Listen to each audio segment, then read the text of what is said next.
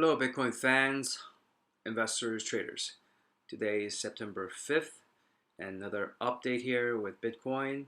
This is the 4-hour chart. This is the chart that we posted a few days ago.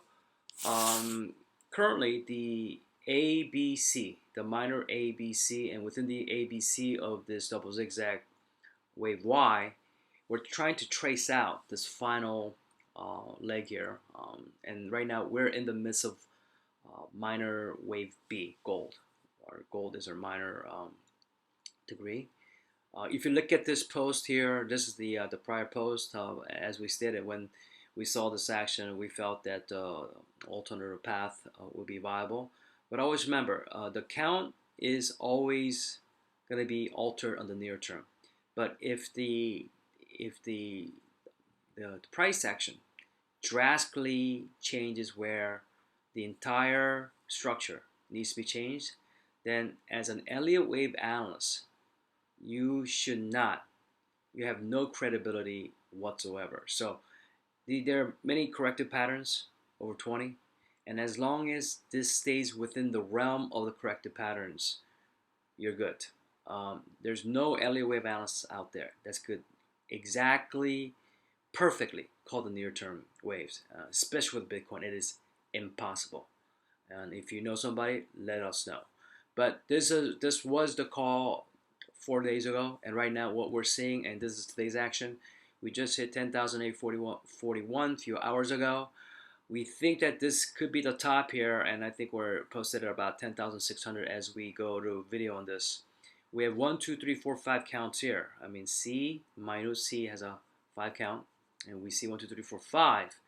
The question mark is, are we going to hit the upper trading band channel right around 11,000, I think 200, and possibly go high, then go lower, or are we going to just go straight lower? So bottom line is the ultimate path. This double zigzag is missing a huge leg, which is the C leg. Okay, once it completes, the lower trend line that we drawn from the double zigzag that started is hitting right in the low 7,000 area. And also the 0.618 Fibonacci is right around 7,300 area. 0.50 Fibonacci is about 8,400, I believe. So we got ways to go. And again, another suckers rally trying to lure in the longs. Stick with wave count, which is pure and unbiased.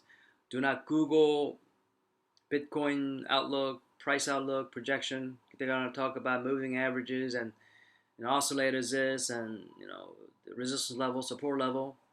It doesn't work, folks. I've looked at all those. Now, there's not one single one that you could create an edge by following the same moving averages with a 100-day, 250-day, what have you. Just stick with the wave count. And I'm not stating that my opinion is going to be the best opinion out there or my projection. I'm just interpreting the wave counts. And this is how the Elliott wave interprets these actions.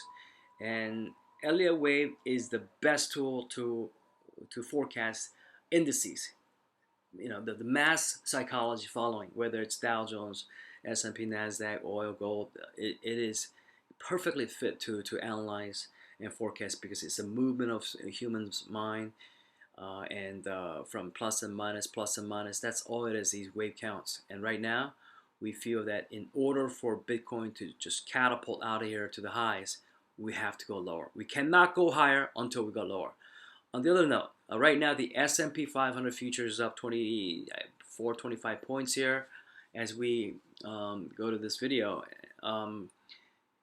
This is another same old trade news, China trade news that is triggering this kind of event. Another schedule of a trade talk in October. And how many times have we seen this?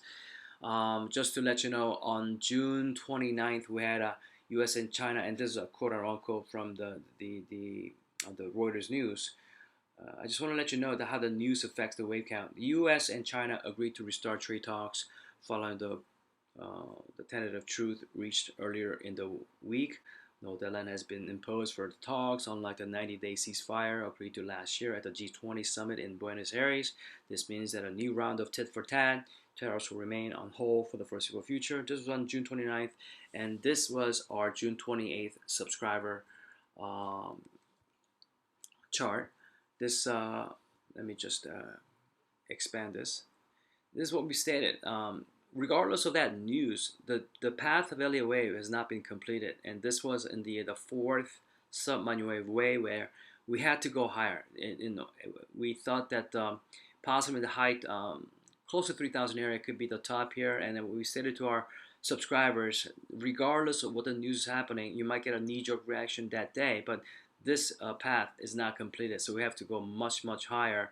I'm sorry, not much higher, but we have to go higher to get this thing resolved, to reconcile. And so what happened was that on August 2nd, we had the same kind of news here, another conciliatory news from Trump trying to get this market supported and trying to get this market up so he could get reelected. He stated on August 2nd, our representatives have just returned from China, where they had constructive talks with having to do with a future trade deal. We thought we had a deal with China 3 months ago, but sadly, China decided to renegotiate the deal prior to signing. More recently, China agreed to blah, blah, blah, August 2nd. And if you go to our August 2nd chart here, this is over the weekend, I think. So, and if you look at it, and let me expand this chart. And obviously, you're seeing this price action. We've had a deep fallout. It was a leading diagonal pattern. So regardless of that news, we knew that the market was going to pop. So whether Trump stated anything positive or negative, it didn't really matter. Like I stated, it's just a knee-jerk reaction for the day. It's not going to drive the path of the Elliott wave sequence, and it did not, because next few days later, and as we pointed this arrow to this level here, what did it do? Boom. You had this leading diagonal pattern that resulted in the second wave retracement, and I stated to our subscriber that the leading diagonals, once it finishes, goes through a substantial retracement, maybe close to 90% of the first wave, and we got up to 0.786 retracement here, as I think it bounced off the 3,013, I think, that day. So understand, news events do not drive prices. Okay, it's the human psychology that gets factored into these prices already before the news. So that's what Elliott wave is all about. And I might be biased because I'm an Elliott wave analyst, but this has really given me so much insight into the foreseeable future by counting these waves. I've done very well with my assets, just trading the waves here. You should do the same thing, whether it's you utilize the ETFs to the upside or the downside with the inverse, or the call options, put options, whatever the tools that you need to use. There are many ETFs to choose from to trade the indices. You don't have to go trade the individual stocks. But in my opinion, as far as reading the indices, there's nothing that compares to Elliott wave. So stick with that, and we think that this futures on the S&P tonight is going to die down, and the Elliott wave's path is going to go through its path, which is dramatically down. And we think that, in our opinion, 2018 lows has to be tested before the market goes higher. So I will come back to you within the next 3 or 4 days with another report. This is CWCount.com, current wave. Thanks a lot, guys.